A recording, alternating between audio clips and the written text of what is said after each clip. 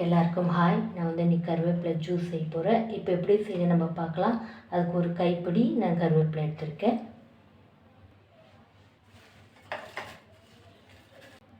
கால் teaspoon சீரகம் சேர்க்குறேன். ஒரு துண்டு இஞ்சி சேர்க்குறேன்.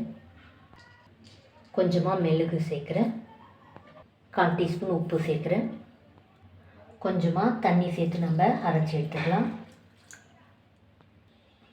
அவ்வளோதான், நான் அரைச்சிட்டேன்.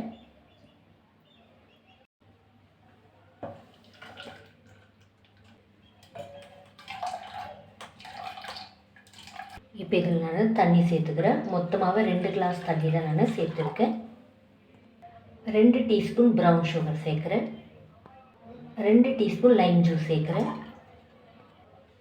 ஒரு வாட்டி நல்லா நம்ம மிக்ஸ் பண்ணிடலாம்.